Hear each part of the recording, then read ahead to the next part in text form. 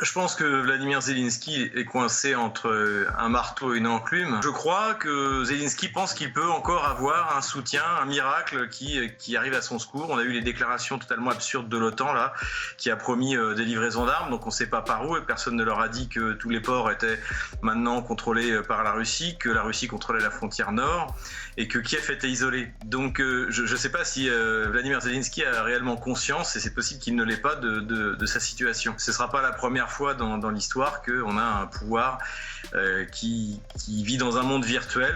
Ça me faisait penser un peu le film La Chute, vous voyez, et que ça finira comme d'habitude, ça finira par une reddition, et peut-être que finalement autour de Zelensky il y aura des gens qui décident de l'écarter parce qu'il n'est pas à la hauteur de la situation.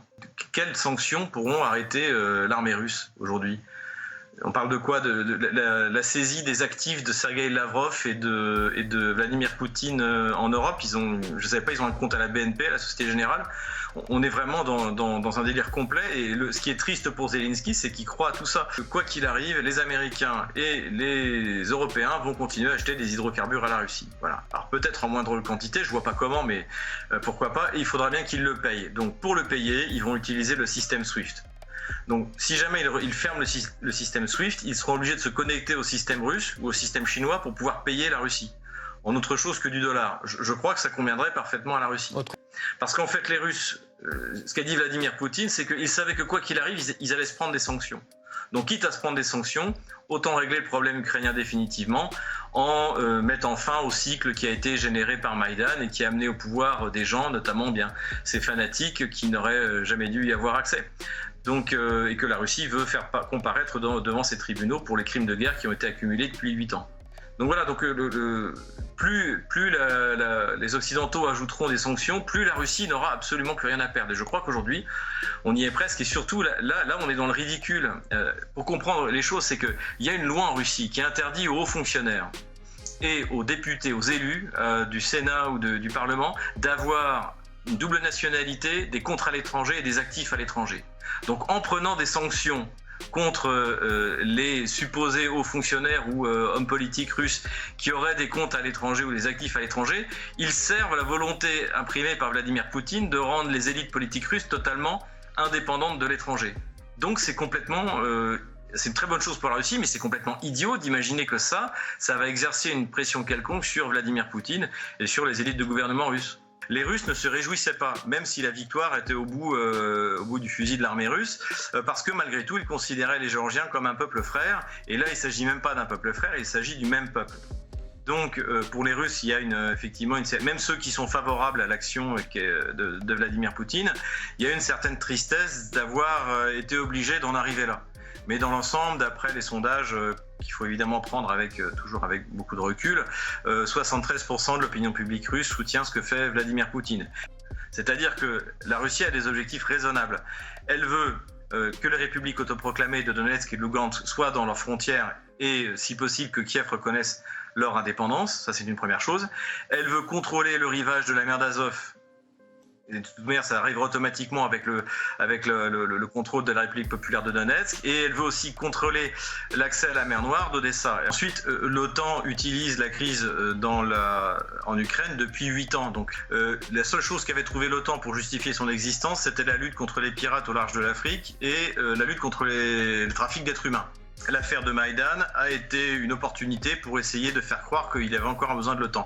Mais tout ça, ça ne tiendra que le temps de l'offensive russe, parce que l'ennemi de la France, par exemple, et de la Pologne, tel que ces pays la conçoivent, n'est pas le même. La Russie n'est pas l'ennemi de la France. La Russie n'a pas l'intention d'envahir la France, ni d'ailleurs la Roumanie, ni d'ailleurs les pays baltes. Donc on est vraiment dans la posture, on est dans une volonté d'utiliser l'OTAN comme un vecteur politique pour essayer d'empêcher la Russie de jouer son rôle de stabilisateur en Europe avec les autres grandes puissances continentales, la France et l'Allemagne. Donc voilà, l'OTAN s'agite, tout cela ne sert à rien, les promesses de livraison là. Qu'est-ce que va changer l'arrivée de 10 000 ou de 7 000 soldats américains supplémentaires en Allemagne ? À part que ça va encore peser sur le budget militaire américain qui est déjà délirant. Vous croyez vraiment que la Russie va envahir l'Allemagne ? Évidemment que non. Donc voilà, effectivement, l'OTAN essaie de se trouver une justification. Tout cela ne pourra être résolu de toute manière que lorsque les grands pays de l'OTAN comme l'Allemagne, la France ou l'Italie décideront de sortir de cette entité, de cette alliance militaire qui est la dernière au monde et qui ne sert absolument à rien, sinon à créer de la tension en Europe. On envoie des soldats ce soir, oui. 200 en Estonie, il y en a également en Roumanie, etc. Donc aux portes de... Vous vous rendez bien compte à quel point c'est ridicule. Est-ce qu'on voyait ce que la Russie vient de faire en Ukraine, dans un pays de la taille de la France, elle est arrivée à la capitale en 24 heures, avec une parfaite coordination air-terre-mer. C'est un modèle du genre. Est-ce que vous croyez que 300 soldats français en Estonie, 12 Charles Leclerc, vont arrêter quoi que ce soit de l'armée russe si l'armée russe décidait de rentrer en Estonie? La France a des ennemis, c'est le terrorisme islamiste international. C'est ça son ennemi, dont d'ailleurs elle est en partie responsable puisqu'elle a déstabilisé des zones entières en Syrie et en Libye.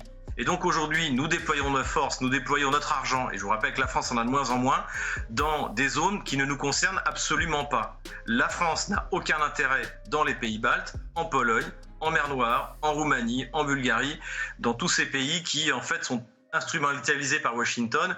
Et une alerte qui vient de tomber du département d'État aux États-Unis pour Washington.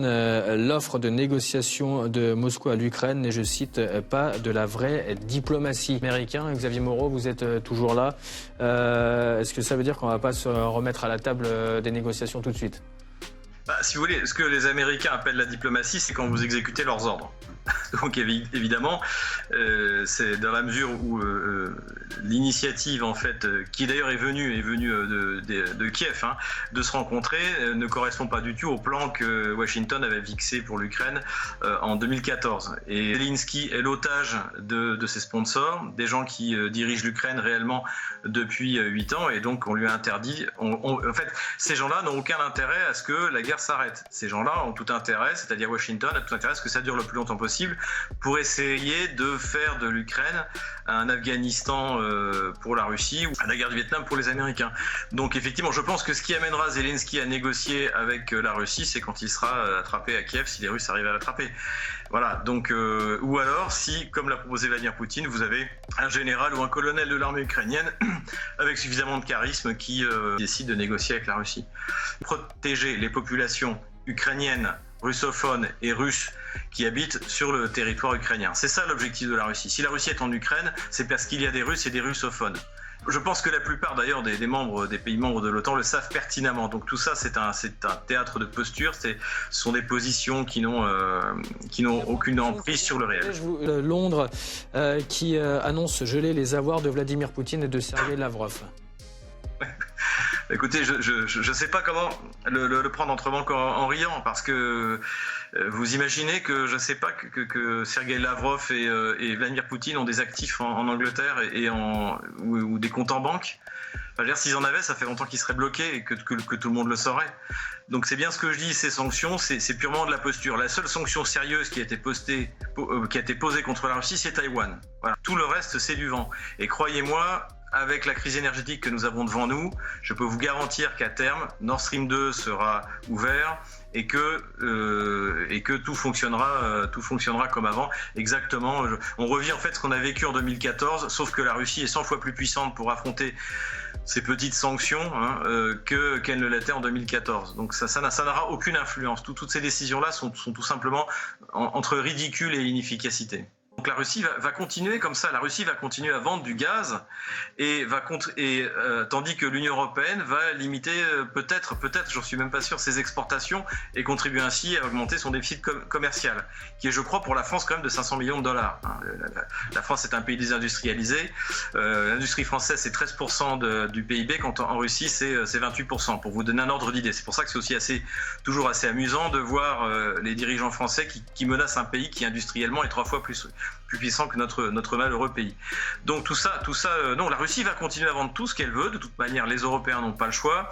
Le gaz russe, c'est 55% du gaz allemand, c'est 40%, mais à mon avis, on est même plus autour de 50% du gaz dans l'Union européenne. Et il n'y a pas d'approvisionnement alternatif. Et c'est pas moi qui le dis. Les exportateurs de gaz étaient réunis il y a une semaine, il y a quelques jours, à Doha. Et ils ont dit qu'ils ne pouvaient pas faire mieux que ce qu'ils faisaient maintenant. Personne n'est capable de remplacer les volumes de gaz russe. Et si vous créez une instabilité sur les marchés du gaz, ce que de telles mesures provoqueraient, les Russes gagneront plus d'argent en vendant autant de gaz. Si vous voulez, le problème fondamental que je vois chez Emmanuel Macron, c'est que c'est un héritier de François Hollande. Et dans sa tête, c'est l'État qui paye. Mais l'argent de l'État, à un moment ou à un autre, il faut qu'il le trouve quelque part. Alors on peut s'endetter à 130% du PIB, c'est une solution. Et après, sinon, il y a la pression fiscale. Et voilà. Et malheureusement, je crois que tous ces problèmes de marché énergétique sont absolument pas maîtrisés par la France. Mais en tous les cas, donc, voilà. en tous les cas, les réponses symétriques ou asymétriques de la Russie, il y a déjà une réponse selon le ministère russe des Affaires étrangères, donc sur les nouvelles sanctions britanniques qui gèlent les avoirs de Vladimir Poutine et de Sergueï Lavrov. Je cite, ni Vladimir Poutine ni Sergueï Lavrov n'ont de compte ni en Grande-Bretagne ni ailleurs à l'étranger.